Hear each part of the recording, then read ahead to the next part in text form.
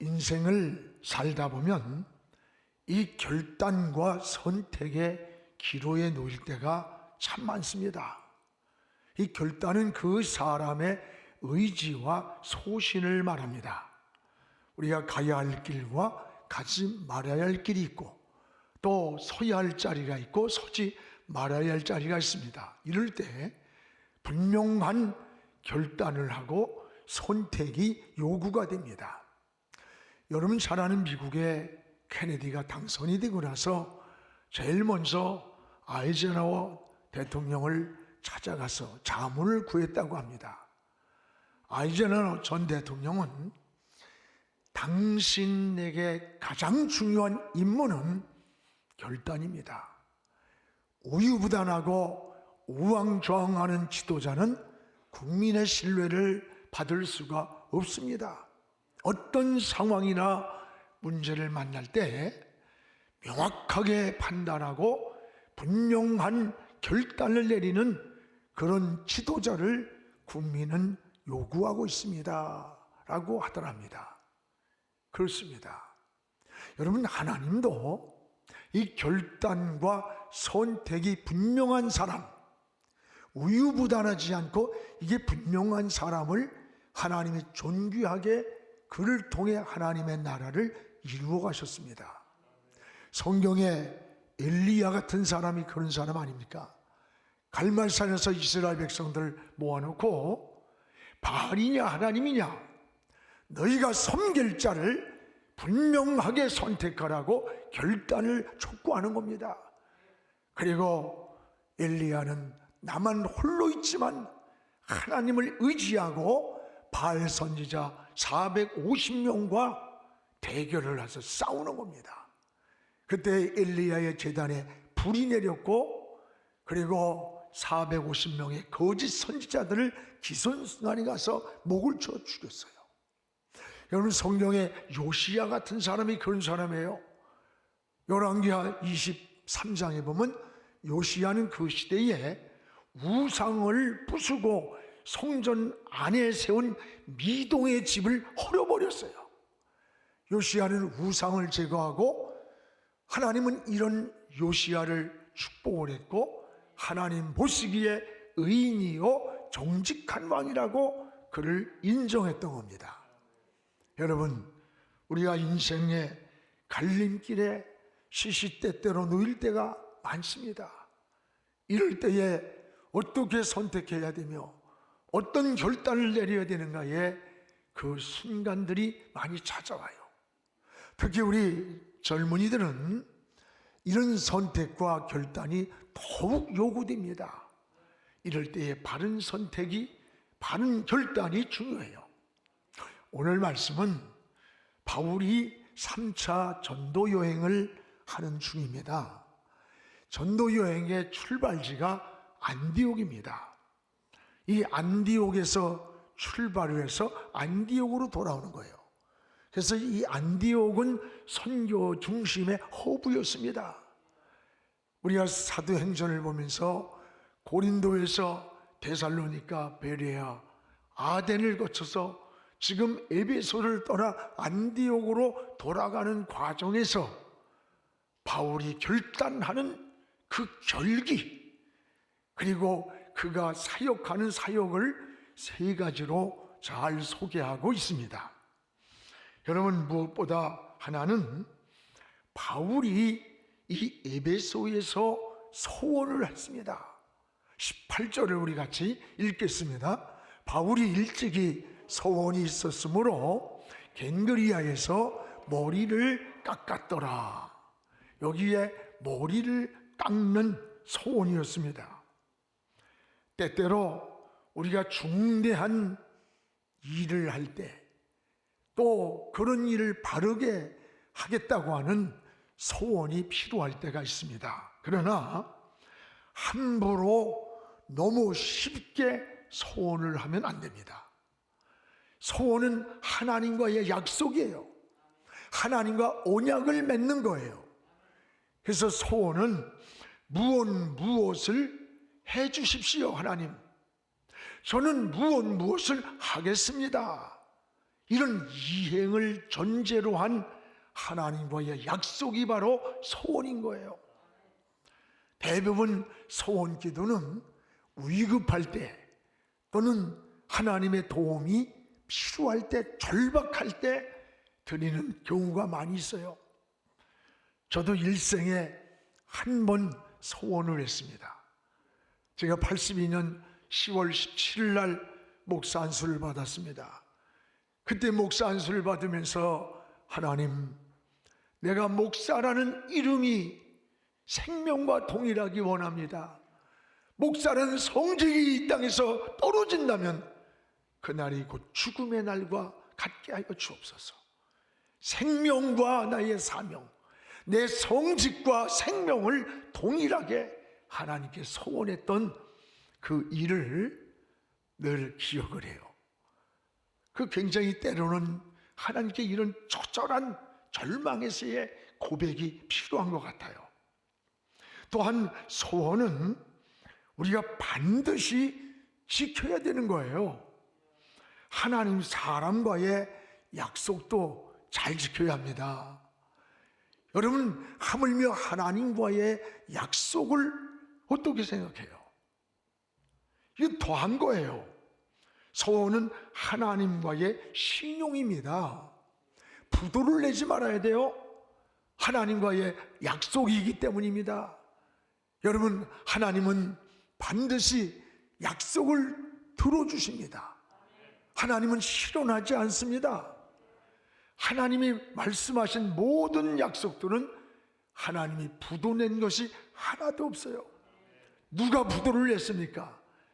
인간이, 우리가 부도내고 산 거예요. 하나님의 약속이 부도난 게 아니라 우리가 하나님의 약속을 부도낸 겁니다. 그래서 찬송가도 있잖아요. 하나님 한 번도 나를 실망시킨 적 없고. 성경에 이런 소원 기도하는 내용이 많은 사람들로부터 우리가 알 수 있어요. 그 중에 야곱의 소원을 보세요. 야곱이 창세기 28장에 저 형이 장자권을 빼앗겼다고 죽이려고 할 때 지금 하란에 있는 산촌집을 가는 도중에 베델 광야에서 노숙을 합니다. 맹수의 울음소리가 들리고 두렵고 무서운 거예요. 의지할 게 없어서 하나님만 의지합니다. 그때에 하나님이 나타나셔서 아브라함의 하나님, 이삭의 하나님, 너 야곱의 하나님이다. 내가 어디로 가든지 무엇을 하든지 내가 돌아올 때까지 내가 너와 함께하고 너를 지켜준다. 꿈을 깨봤어요. 하나님을 만난 거예요. 너무 기뻐서 야곱이는 베고 자던 돌을 세워놓고 두 가지를 소원합니다. 하나님, 제가 돌아올 때 이런 은혜와 축복을 주신다니 감사합니다. 그때 저는 오늘 하나님을 만난 이 베델에서 두 가지, 하나는 이곳에 성전을 짓겠습니다. 또 하나는 하나님이 주신 소유의 10분의 1을 반드시 드리겠습니다. 두 가지를 소원하고 떠났는데 하나님은 20년 만에 이 야곱에게 거부가 되는 축복을 줬어요. 그러나 야곱은 소원을 지키지 않고 오는 도중에 저 세겜이란 땅으로 내려갔어요. 세겜은 문화도시예요. 향락의 도시예요. 돈이 있으면 즐길 수 있는 곳이에요. 거기서 하나님의 소원을 망각하고 주저앉아 있는 거야. 돌아오랄 때를 기다려도 돌아오질 않아요. 하나님은 야곱의 가정에 손을 대셨어요. 야곱이 가장 귀하게 여겼던 딸 디나가 있었는데 오늘날로 말하면 성폭행을 당했어요.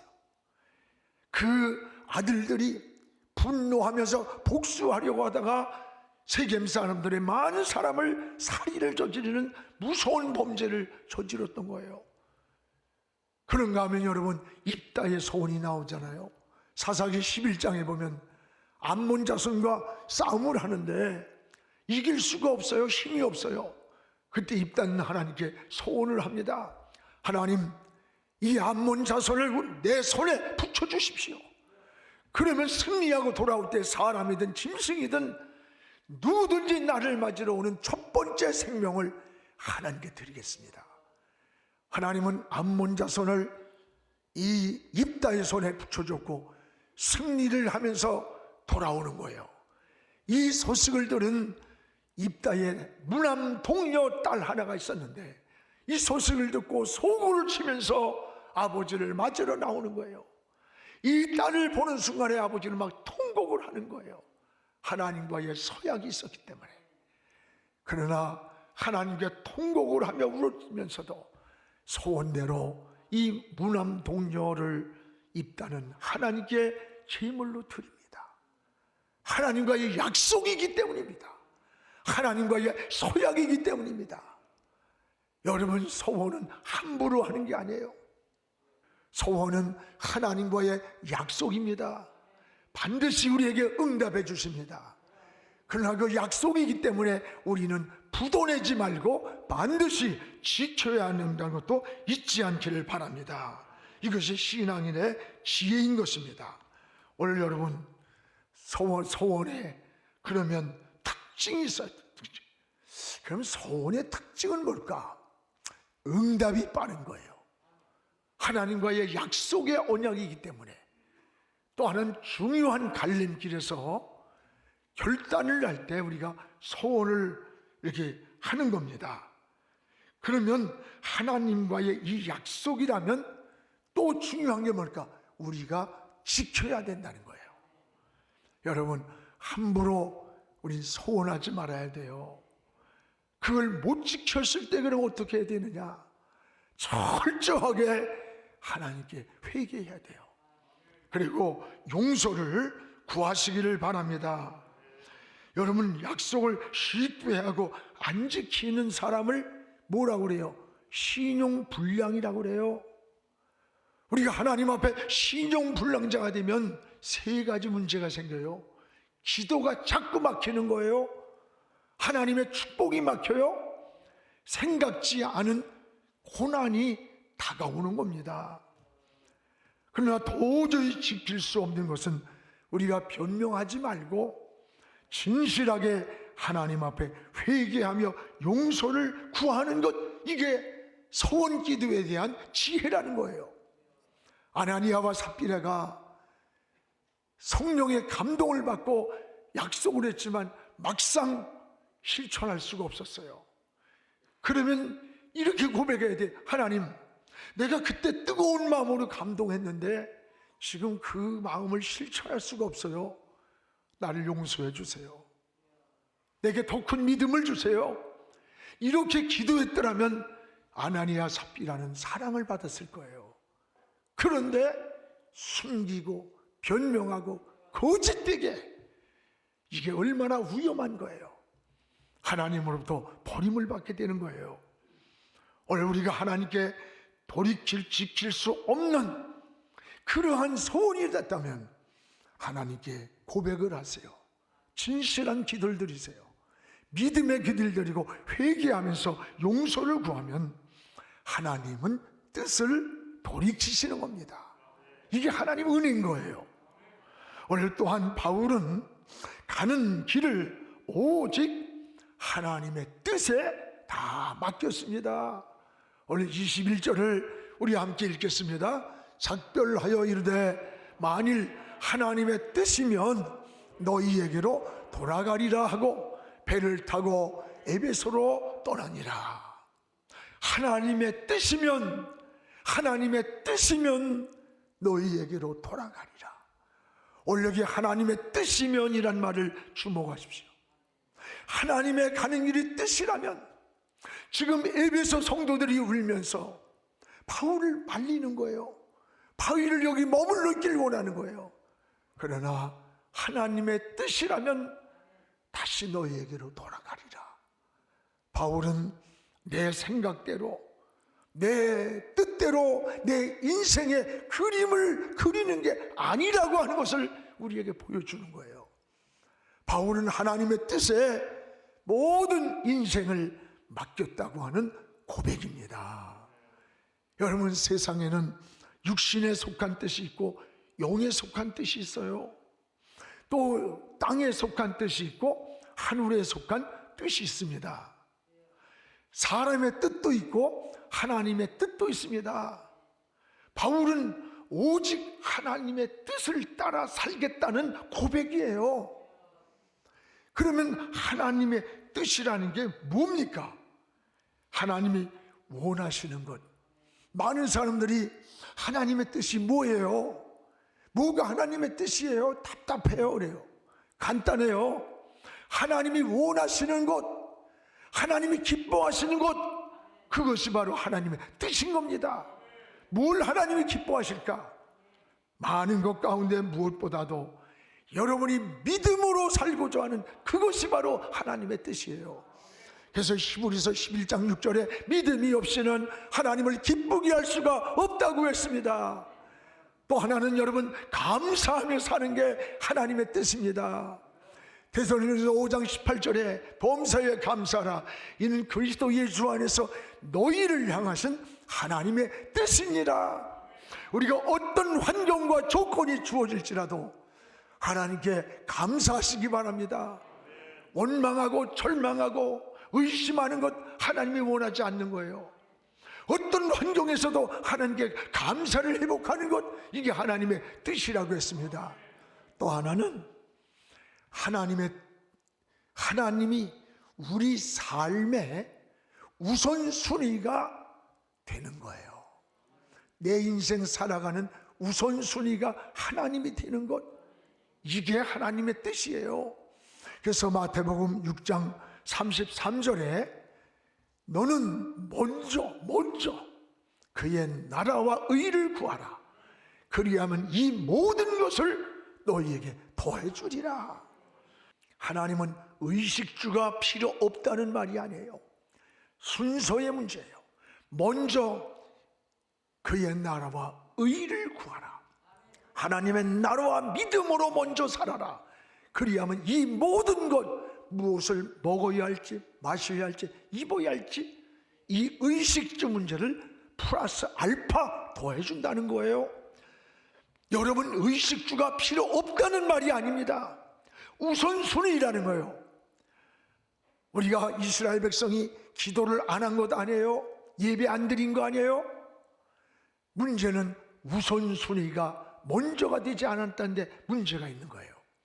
여러분, 학개서를 보면 우선순위가 얼마나 중요한가를 보여줍니다. 그들이 포로 생활에서 울었던 것은 의식주 문제가 아니에요. 성일이 되어도 예배에 드릴 곳이 없어요. 포로 생활에서. 그래서 바벨론 강가에 가서 저 예루살렘을 바라보면서 하나님 앞에 우리가 마음껏 성일에 하나님의 이름을 부르며 예배 드릴 수 있는 성전을 회복하게 해달라고 울었던 거예요. 여러분, 포로에서 해방되면 제일 먼저 하나님의 전을 이루고 마음껏 예배 드리고 싶다는 고백을 하는 거예요. 하나님은 70년의 바벨론의 포로에서 해방을 시켜줬어요. 그 예루살렘으로 돌아갔어요. 그런데 돌아가서 이들의 마음이 변한 거예요. 자기 집 짓고 자기 생활에 늘리고 즐기고 문화생활하고 그러면서 뭐라고 하냐? 하나님의 집은 아직 멀었어. 아직 일러 더 있어도 돼. 모든 걸 미루는 거예요. 그때 하나님이 학개 선지자를 불러서 이렇게 말씀하는 겁니다. 학개야, 너희 소위를 살펴봐라. 이 소위란 말은 네 행실을 살펴봐라. 그러면서 학개서 1장 6절에 이렇게 말씀합니다. 우리 같이 읽겠습니다. 너희가 많이 뿌릴지라도 수확이 적으며 먹을지라도 배부르지 못하며 마실지라도 흡족하지 못하며 입어도 따뜻하지 못하며 일꾼이 삭슬 받아도 그것을 구멍 뚫린 전대에 넣음 같음이라. 많이 뿌리는데 수확이 적다는 거예요. 실패죠. 먹었는데 배가 부르질 않아. 마셨는데 흡족하질 않아. 입었는데 따뜻하질 않아. 삭슬받아 돈을 채웠는데 구멍이 뚫린 전대, 돈주머니가 구멍이 났다는 거예요. 지출구멍이 우한 재난 사고로 다 새어나갔다. 이것이 우연이 아니라 너희 소위를 행실을 돌아봐라. 우선순위가 바뀌었다는 거예요. 여러분, 우선순위가 바뀐 거예요. 하나님이 우선순위가 되시기를 축복합니다. 여러분, 뭘 하든지 하나님이 먼저가 되십시오. 하나님이 인생 나의 머릿돌이 되고 하나님이 내 인생의 다릿줄이 되어야 돼요. 다림줄이. 머릿돌은 뭐예요? 방향이 방향. 내가 살아가는 인생의 방향을 하나님께 정하고 내가 걸은 모든 인생의 성공도 축복도 실패도 다 기준을 하나님께 둬야 돼요. 이것이 우선순위입니다. 여러분이 무슨 생각을 하든지 설계를 하든지 계획을 하든지 우선순위가 하나님이 되기를 주의 이름으로 축원합니다. 그러면 오늘 사도 바울이 이 전도 여행 가운데 가장 중요한 사역을 어디에 뒀는가? 오늘 23절에 나와 있습니다.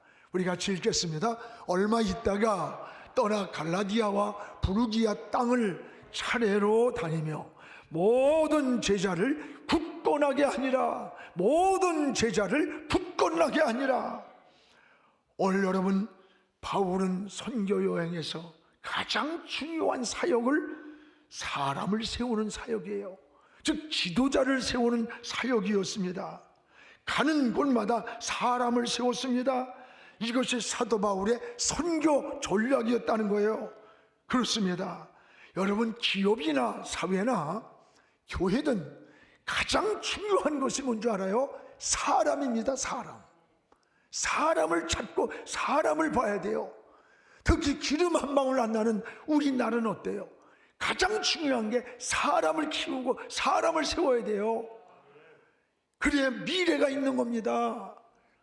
여러분, 바울이 선교 사역은 사람을 세우는 일, 모든 제자들 굳건히 세우는 일이라 그랬어요.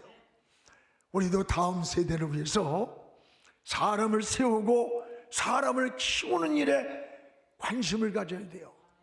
우리 영안교회 비전 사역이 뭡니까? 많은 여러 가지가 있지만 그 중에 가장 중요한 사역은 사람을 세우는 일이에요.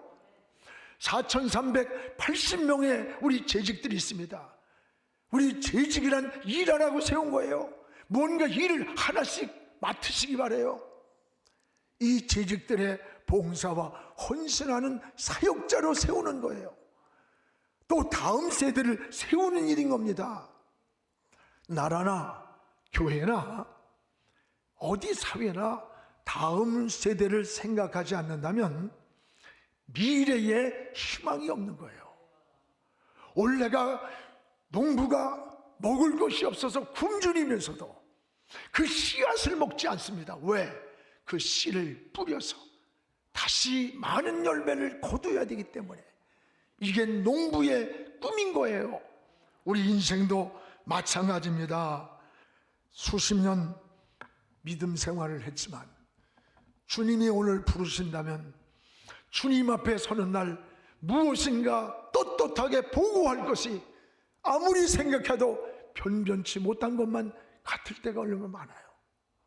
오늘 우리가 하나님 앞에 대답할 말이 있어야 됩니다. 저는 몇 주 전에 우리 교회 탈북자 집사님이세요. 연세도 많아요. 몸도 편치 않고 기초수급자예요. 100만 원을 모으고 또 모으고 또 모아서 바로 천사, 우리 다음 세대의 비전의 꿈나무들을 위해서 이 돈을 써달라고 자기도 수급을 받으면서, 연세도 많아요. 자기가 쓸 수 있는 누구에게 물려줄 후대가 아니에요. 하나님의 나라를 위해서 드리라고 가져왔는데 누가 몇 억을 드린 것보다 막 가슴이 막 울컥하는 거야. 우리 주님이 그러셨을 것 같아요. 마리아의 헌신을 보고 저 사렙대 과부의 동돈 두 입을 넣는 모습을 보고 이 많은 사람보다 더 많은 것을 했다. 우리 교회가 이런 헌신과 이런 희생의 마음들과 이런 꿈을 가진 우리 성도들 까닭에 다음 세대는 살아날 겁니다. 멈추지 않고 진행될 겁니다. 사랑하는 여러분, 코로나로 인해서 우리가 중단이 잠시되었는데 다시 시작합시다.